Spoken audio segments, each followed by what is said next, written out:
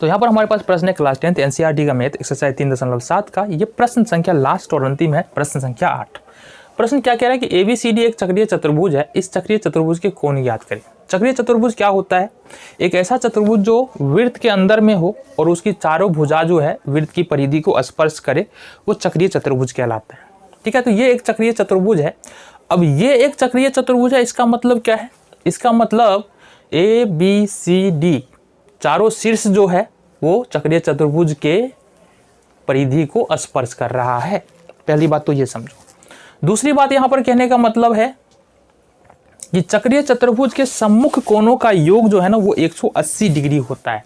मतलब A और C को जोड़े तो 180 डिग्री, B और D को जोड़े तो 180 डिग्री। ठीक है, दो बातें हमने बताई है कि चक्रीय चतुर्भुज ऐसा चतुर्भुज होता है जो वृत्त के अंदर होता है और उसके सभी शीर्ष वृत्त की परिधि को स्पर्श करता है। तो शीर्ष है ABCD, सभी शीर्ष वृत्त के परिधि को स्पर्श करता है, मतलब चक्रीय चतुर्भुज है। दूसरी बात हमने बताया कि सम्मुख भुजाओं का योग 180 डिग्री होता है, मतलब A प्लस C जोड़ेंगे 180 होगा, B प्लस D जोड़ेंगे तो 180 होगा। ठीक है, इतनी बातें समझने के बाद आ जाओ यहां पर जो दिया है ना, दिया है एंगल A बराबर, कोण A बराबर कितना दिया है? यहां देखो, कोण A बराबर दिया है 4y प्लस 20, ये दिया है 4y प्लस में 20। एंगल B बराबर कितना दिया है? एंगल B ये हो गया, ये B बराबर है 3y minus 5, 3y minus 5। Angle C बराबर माइनस का 4x, माइनस का 4x। और एंगल D बराबर यहाँ पर देखेंगे तो ये है minus 7x plus 5, minus 7x plus 5। ये चार कोण हमारे पास दिए हुए। अब देखो क्या लिखेंगे? चक्रीय चतुर्भुज के सम्मुख कोणों का योग, सम्मुख कोणों का योग कितना होता है? 180 डिग्री होता है। मतलब कोई भी चक्रीय चतुर्भुज है ना, उसके सम्मुख कोणों का योग क्या होगा? सम्मुख मतलब आमने सामने। मान लो एक चतुर्भुज ऐसा बना रहे हैं ना, ऐसा बना दिए तो इसके ये कोण और ये कोण, ये कोण और ये कोण, ठीक है, मान लो ऐसा लिख देते हैं ना ABCD, तो A और C ये सम्मुख कोण है, B और D ये क्या है? सम्मुख कोण है। ठीक है जी, तो सम्मुख कोणों का योग कितना रहता है? 180 डिग्री। इसका मतलब है कि अगर A और C को जोड़ेंगे तो कितना होगा? 180 डिग्री होगा। अतः कोण A प्लस कोण C बराबर हो जाएगा 180 डिग्री।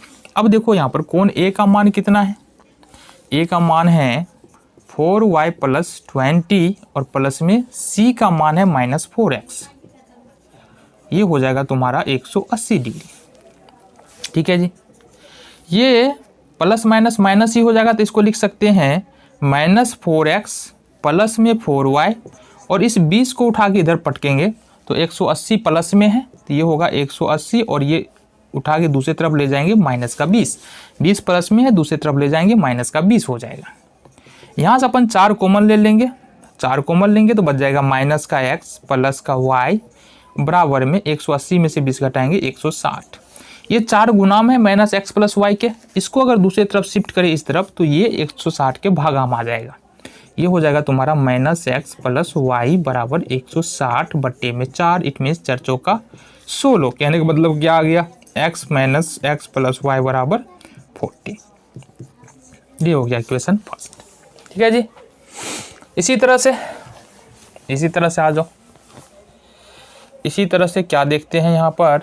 दूसरी तरफ आ जाओ, अपने पास जगह बहुत है तो इतनी ही ले लेते हैं। ठीक है, फिर यहाँ पर अगर B प्लस D करे तो कितना आएगा? 180। देखो हमने क्या किया, A प्लस C बराबर 180, देन B प्लस D बराबर 180। तो यहाँ पर क्या करेंगे?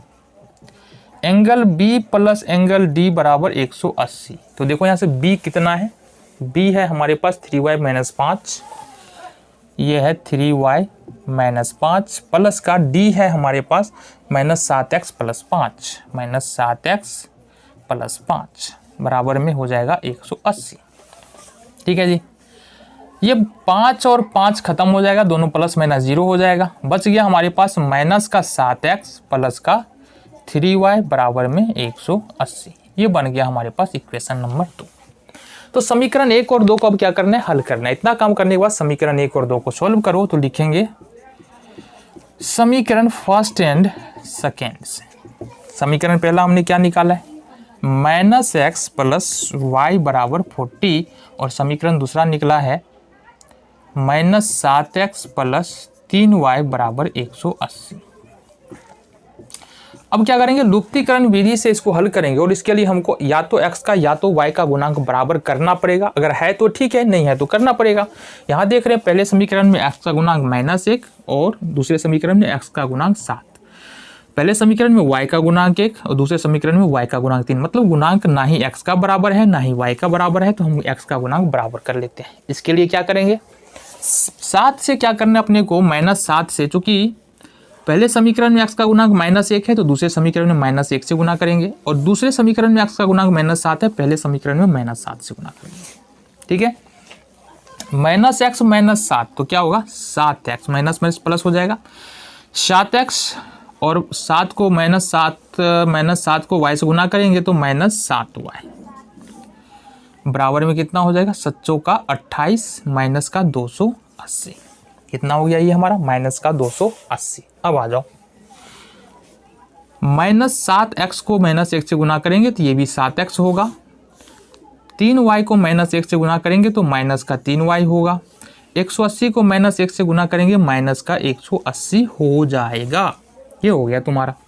अब यहाँ पर क्या है कि हमारे पास x का गुणांक बराबर है। अब x का गुणांक बराबर है मतलब सिंपली अपने को करना क्या है, घटा देना है। घटाते हैं, नीचे का चिन्ह बदल जाता है, 7x + 7x -0 हो जाएगा, माइनस में 7y प्लस में 3y तो माइनस में हो जाएगा 4y बराबर 280 में से अगर 180 घटाएंगे, 280 माइनस में 180 प्लस में है तो माइनस का 100 बच जाएगा।